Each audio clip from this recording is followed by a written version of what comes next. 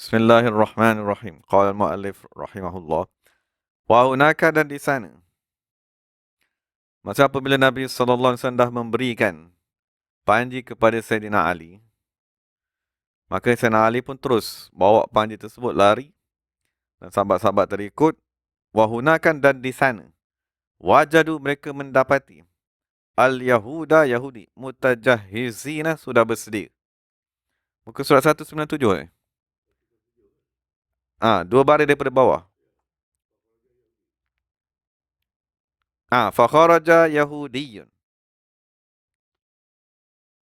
Maka keluar seorang Yahudi. Yatlubu, meminta. Al-Biraza. Yang bertarung seorang-seorang tu Melayu kata apa? Ada tak bahasa istilahnya?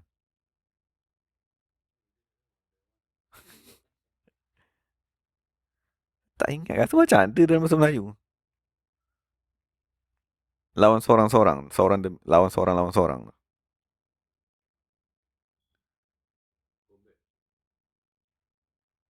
Kalau Arab dia kata tu lah. Mubarazah. Seorang lawan seorang. Maksudnya ini soft tentera. Musuh ni soft tentera kita, dia keluar seorang-seorang dulu. Itu namanya mubarazah. Ataupun dia panggil biraz tadi. Okay, jadi dalam... Beradu. Beradu tadi tu. Istilah beradu tu lah. Berlawan. Okay, jadi dia ada beberapa riwayat. Maksudnya tentang persaingan seorang lawan seorang ni. Di peringkat awal ni lah. Dalam satu riwayat dia kata, yang mula-mula keluar namanya ialah Al-Haris. Yahudi yang keluar ni. Fakharaja Yahudiyun ni. Ni namanya Al-Haris. Nama dia. Al-Haris, dia keluar. Dia minta siapa nak lawan dengan aku. Cuma dalam kitab yang kita baca ni, dia tulis, Faqatalahu Aliyun. Lalu membunuhnya oleh Sayyidina Ali. Tapi kalau dalam riwayat yang lain, dia kata yang membunuhnya ialah Amir ibn Maslamah. Boleh? Maksudnya yang membunuh dia ialah Muhammad ibn Maslamah. Yang membunuh Yahudi pertama ni. Namanya Al-Haris Akhu Marhab. Harith. Harith.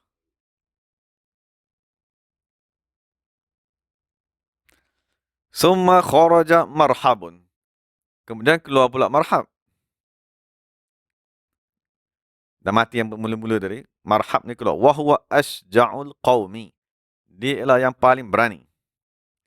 Al-qawmi, dari kalangan kaum Yahudi tentera dia.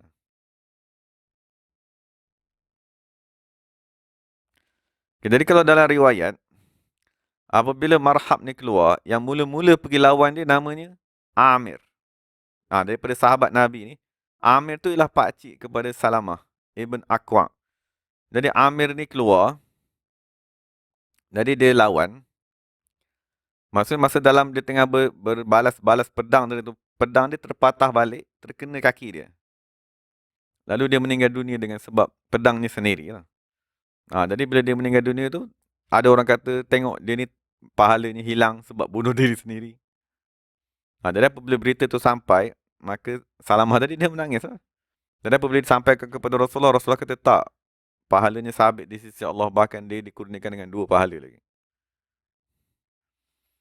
Okay, jadi apabila Marhab ni dah bunuh Amir tadi tu, baru dia lawan dengan Sayyidina Ali. Lawan dengan Sayyidina Ali radhiyallahu anhu. Dan Nabi SAW masa nak hantar Sayyidina Ali tadi, dalam riwayat ni dia kata, Nabi yang sendiri memakaikan baju besi kepada Sayyidina Ali radhiyallahu anhu. Dan Nabi memakaikan pedang. Zulfiqar tadi tu Nabi bagi dan Nabi ikat di tengah badan Sayyidina Ali. Dan Nabi kata, kamu pergi dengan izin Allah Ta'ala. Lepas tu Nabi pesan. Nabi kata, sekiranya kamu dapat beri hidayat kepada satu orang manusia, lebih baik daripada segala harta rampasan yang kamu dapat. Jadi tujuan kita pergi perang tu ialah supaya mereka ni, masuk ketua-ketua ni mati dan rakyat ni boleh beriman. Kalau ketua-ketua ni degil tak mau beriman, kepala-kepala yang dipanggil maghdub alaihim ni, tu memang kena pancung je. Yang kita nak selamatkan ialah ad-dhalin tadi. pengikut-pengikut yang sesat, yang tak ada, yang ditipu tadi. Okay, jadi sekarang ni kita nak sambung pada pertarungan antara Sayyidina Ali radhiyallahu anhu dengan Marhab, ketua Yahudi ni. Orang yang paling berani ni lah. Jadi dalam sirah dia nyatakan, Marhab ni, sebelum besok tu dia nak pergi perang, besok tu, malam tu dia dah mimpi. Dia mimpi ada seekor singa yang mengejarnya, menangkapnya. Jadi apabila dia pergi besok tu, dia nak berperang, nak lawan Sayyidina Ali, Marhab ni dia baca syair. Sebelum dia bersyair sebelum dia nak lawan dia tu. Lepas tu bila Sayyidina Ali balas dia punya syair, Sayyidina Ali kata, analladhi sammatni ummi Haidara. Maksud Sayyidina Ali kata, akulah yang ibuku menamakan daku sebagai Haidara. Singa lah. Maksudnya Sayyidina Ali dia kasyaf, dia tahu. Kau semalam tadi kau mimpi jumpa singa, ni singa dah datang. Jadi dia memang dia tadi mati. Laithun bi ghabatin syadidu qaswara. Jadi dalam kitab kita, fa'al haqahu. Jadi apabila berlawan Sayyidina Ali dengan Marhab tadi, fa'al haqahu, maka Sayyidina Ali pun menghantarnya, mengirimkannya, bi rafiqihi, kepada kawannya. Kawan ni tadi apa dia jadi? Kawan yang nama Haris tadi, itu dah mati. Jadi Sayyidina Ali bila dilawan dengan Marhab tadi, fa'al haqahu bi rafiqihi, Sayyidina Ali pun kirimkan dia kepada kawan dia yang dah mati tadi. Jadi dia kata dalam riwayat ni, maksudnya masa Marhab ni, masa dia lihat kawan dia tadi dah mati, ataupun saudara dia tadi dah mati yang nama Haris tu, maka dia keluar segera daripada kubu, berserta dengan segala senjata ni lah. Jadi dia memakai 2 baju besi. Maksud dalam kitab ni dia kata, dia memakai 2 baju besi dan dia gantung 2 pedang kiri kanan. Dan dia pakai 2 serban yang besar. Dan dia pakai lagi atas dia punya kain kepala tu, dia pakai tudung besi ni. Tudung besi dengan depan sekali, lepas tu dia ada buka untuk mata saja melihat. Lepas tu dia kata dia bawa satu lembing yang ada 3 mata. Lembing yang mata dia cabang 3 macam tu. Tiap satu mata tu 3, dia kata. 3 jengkal panjang. Maknanya besar senjata dia tu. Dan dia memang kuat. Lawan orang yang kuat, jadi senjatanya besar. Dan apa diriwayatkan, apabila Sayyidina Ali berperang dengan, maksudnya berlawan seorang demi seorang dengan Marhab tadi, maksudnya Sayyidina Ali pukul dia dengan pedang. Maksudnya pukul dengan pedang ni, dia akan, maksudnya dia tahan lah. Tahan dengan dia punya perisai tu kan. Dan apabila perisai dia kena saja pedang Sayyidina Ali yang Nabi bagi tu, Zulfiqar tu, dia punya perisai tu terputus, terbelah 2. Jadi terbelah 2, membelah dia punya topi besi tadi. Membelah topi besi, dan dia di bawah topi besi tu, dia ada letak batu. Batu kuat lah supaya kalau apa-apa tak tembus lah. Tapi disebabkan pukulan Sayyidina Ali tadi sangat kuat, maka topi besi tadi pecah, terbelah 2, batu tu pun terbelah 2. Sekali dengan dia punya kain-kain serban semua, membelah tengkoraknya. Sehingga pedang tadi sampai ke sini. Sampai kepada gigi geraham dia. Daripada atas ni dia masuk, sampai kepada gigi geraham dia. Terbelah 2 kepala dia. Itulah kekuatan. Maksudnya sekali pukulan Sayyidina Ali tu semuanya terbelah. Kita kalau pukul nak lepaskan perisai ni pun tak lepas.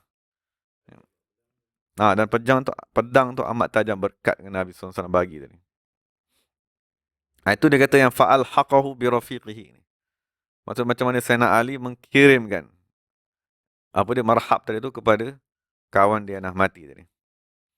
Ini riwayat yang penulis pegang dalam buku ni. Dia kata yang membunuh Marhab siapa dia? Yang membunuh Marhab ialah Sayyidina Ali radhiyallahu anhu.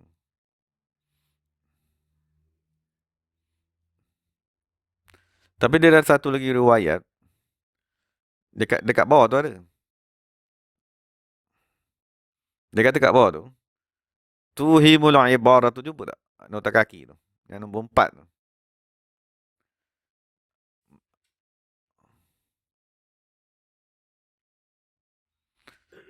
tuhim, memahamkan al-ibaratu ayat tersebut.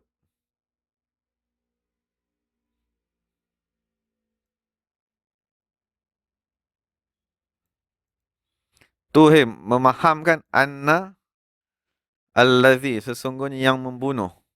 Marhab huwa aliyun ila Sayyidina Ali. Wallazi fi ibn Hisham, tetapi nas yang berada di dalam kitab Sirah Ibnu Hisham, annallazi qatalahu, sesungguhnya yang bunuhnya.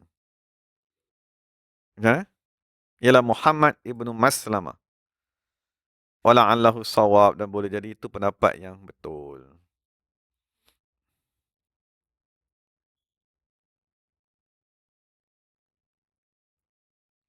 Maksud dalam satu riwayat daripada Imam Al-Waqidi, dia kata, maksudnya apabila keluar dari itu, Marhab ni keluar, Muhammad bin Maslamah ni keluar. Dia berlawan ni. Jadi apabila dia tengah lawan tadi tu, Muhammad bin Maslamah ni berjaya memotong kedua-dua kaki Marhab tadi. Maksudnya dia libas kat bawah, putus dua-dua kaki.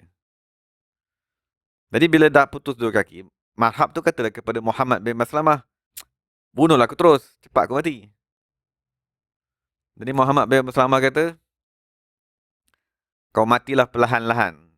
Rasalah siksaan mati ni perlahan-lahan, sebagaimana saudara aku semalam dibunuh oleh korang. Maksudnya Muhammad bin Maslamah ni semalam, saudara ni, Mahmud bin Maslamah mati dibunuh oleh Yahudi juga. Jadi dia kata, sekarang ni hampir yang kau rasa, dia kata. Jadi lepas tu Muhammad bin Maslamah pun tinggalkan. Dan dalam riwayat ni kata, lepas tu baru Sayyidina Ali lalu. Bila Sayyidina Ali lalu, Sayyidina Ali pun pergi dekat, apa tu? Dekat Marhab tadi. Sayyidina Ali pun penggal kepala dia. Dan dibawakanlah segala harta rampasan yang berada pada Marhab tadi tu. Jadi bila dah bawa tadi, jadi kedua-duanya pergi kepada Rasulullah.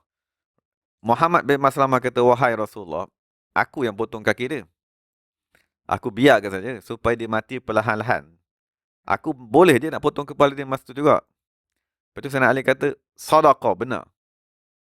Aku yang potong kepala dia ni setelah dua-dua kaki ni putus. Maksud Sayyidina Ali kata, betul. Memang Muhammad bin Maslamah ni yang menumpaskan. Aku cuma tolong potongkan kepala dia. Maka Rasulullah SAW memberikan kepada Muhammad bin Maslamah pedangnya, tombaknya, segala pakaian-pakaiannya. Dan dia kata barang tersebut kekal di sisi Ali Muhammad ibn Maslamah. Maksudnya segala harta rampasan itu ada disimpan oleh keturunan Muhammad ibn Maslamah. Wallahu a'lam. Apa tu yang ketiga keluar pula. Muka surat sebelah ni. Fa kharaja akhuhu Yasir. Jadi bila Marhab dah mati, dia punya adik-beradik seorang lagi, namanya Yasir pula. Fa qatalahu Zubair bin al-Awwam. Lalu dibunuh oleh Zubair bin Awam radhiyallahu anhu. Jadi diriwayatkan maksudnya apabila Zubair tadi keluar, mak dia ada Mak Zubair ni ada dalam perang. Dia tanya, wahai Rasulullah SAW, adakah anakku ni akan mati? Akan dibunuh? Rasulullah kata, tak. Bahkan anak kamu yang akan membunuh orang tersebut. Itu dia panggil ilmu laduni. Sebagaimana Nabi Khidir, dalam kisah surah Kahfi tu kan, dia cerita tentang masa depan. Ada raja yang akan datang, merampas. Dah tahu dah. Sebab tu dia pergi pecahkan kapal tu. Sama juga dengan Nabi Muhammad SAW. Bahkan ilmu Nabi Muhammad lebih luas. Sebab tu, mak Zubair tadi tanya, anak aku ni macam mana hidup ke mati? Maksudnya dia orang ni semua redha, apa terjadi pun cuma dia nak tahu. Nabi kata tak apa-apa, dia selamat insya-Allah. Zubair yang akan membunuh mak Yasir. Faqatalahu Zubair bin al-Awwam. Thumma kemudian, tu bila dah 2-3 orang pembesar tadi dah mati dibunuh, hamala menyerang al-muslimuna, orang Islam, alal yahud, atas orang Yahudi, hatta sehinggalah kasyafuhum, menselerakkan mereka, daripada mawaqifihim, tempat-tempat berdiri mereka, tempat-tempat berdiri. Maksudnya mereka tadi buat perbarisan di luar kubu.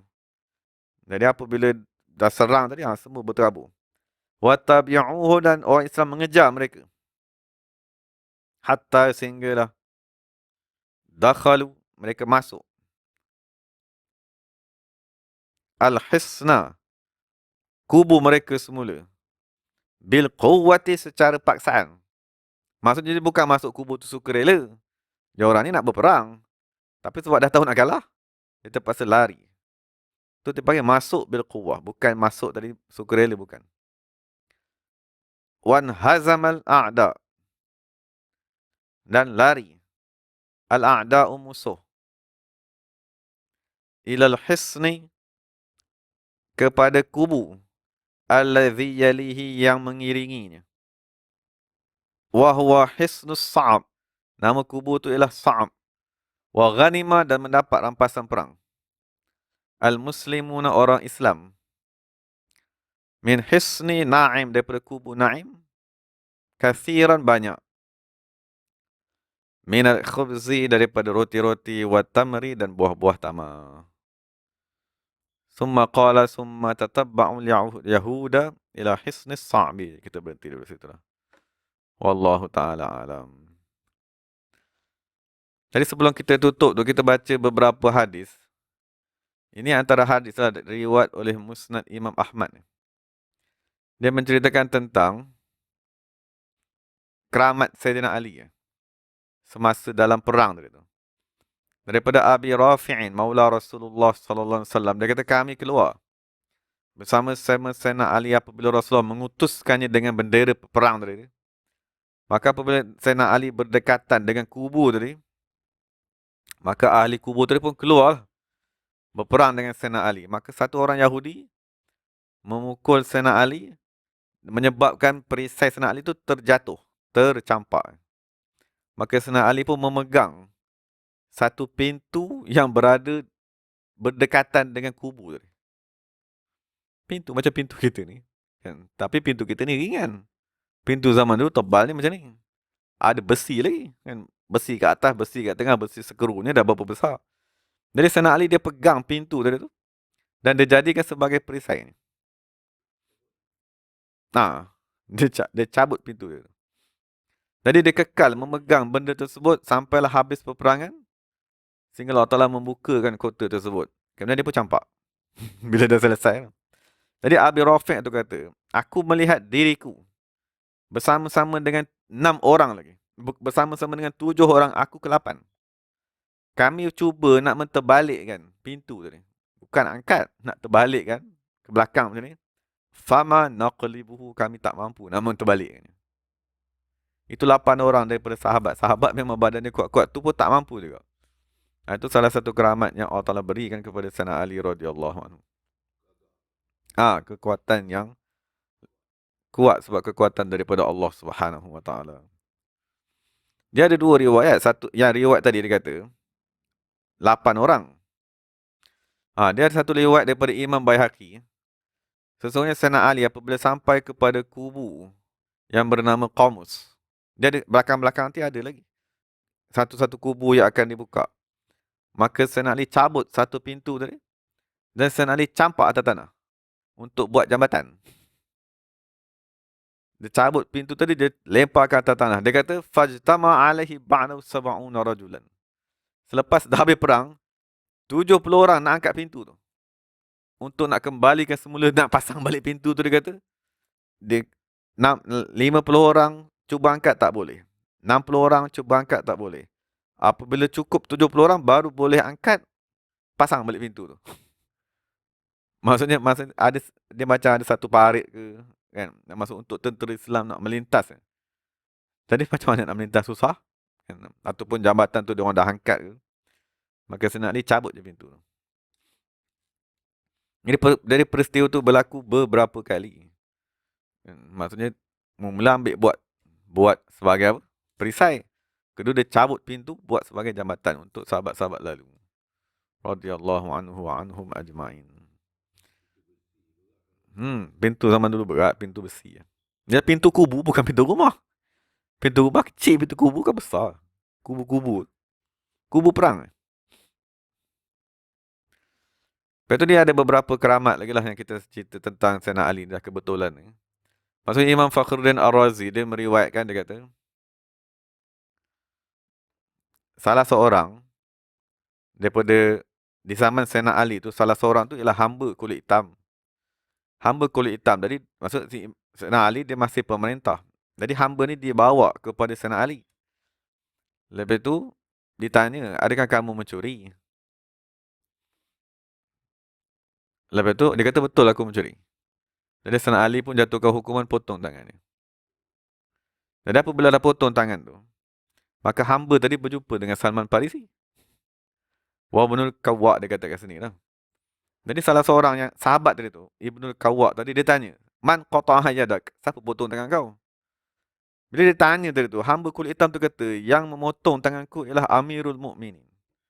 Dia puji isteri kepada Fatimah, menantu kepada Rasulullah SAW, khalifah yang amat agung. Jadi sahabat yang tanya tadi tu, dia kata, dia potong tangan kau pun kau nak puji lagi ke? Dia kata, kenapa aku tak puji? Hamba kulit hitam tadi kata, kenapa aku tak memujinya? Dia telah memotong tanganku dengan hak dan dia telah menyelamatkan aku daripada api neraka. Maka apabila Salman Farisi dengar, Salman Farisi bagi tahu kepada Sayyidina Ali. Sayyidina Ali panggil balik orang kulit hitam dia tu. Dan Sayyidina Ali ambil tangan dia tadi, sambung balik, letak balik dekat tempat potong tadi, dan Sayyidina Ali tutup dengan kain. Lepas tu Sayyidina Ali doa. Maka dia kata, kami mendengar, ni sahabat ni bagi tahu ni, kami mendengar suara daripada langit. Suara tu berkata, irfa'ir rida'a anil yad. Dah boleh angkat kain tu dah. Angkat kain tu daripada tangan tadi. Farafa'nahu. Kami angkat tangan tersebut. Maka kami tiba-tiba lihat tangan tersebut bersambung semula dan sembuh dengan izin Allah Subhanahu Wa Taala. Itu keagungan sahabat ni. Doa mereka amat mustajab. Maksudnya nak kisah hukum hudud dia dah buat. Tapi dia nak apa? Muliakan seseorang tadi. Kerana orang tadi memuji Rasulullah SAW. Dia memuji Sayyidina Ali itu ialah memuji Rasulullah. Sebab Sayyidina Ali menantu. Sahabat khalifah.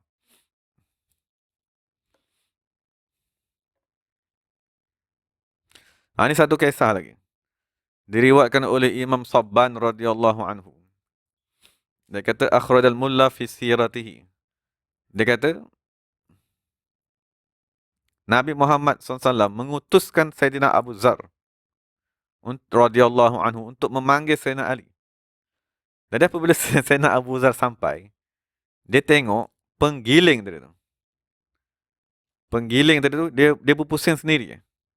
Sepatutnya penggiling tu kena sangkut dekat keldai. Baru keldai tu jalan, baru dia pusing. Penggiling. Tapi dia tengok bila dia sampai, pula penggiling ni jalan sendiri. Maka apabila sampai, dia dah patah balik jumpa Nabi SAW, maka dia tanya kepada Rasulullah, macam mana pula aku nampak benda ni berpusing sendiri kat rumah Sayyidina Ali tadi? Maka Nabi berjawab, Ya Aba Zarrin, ama alimta anna lillahi malaikatan sayyahina fil ard.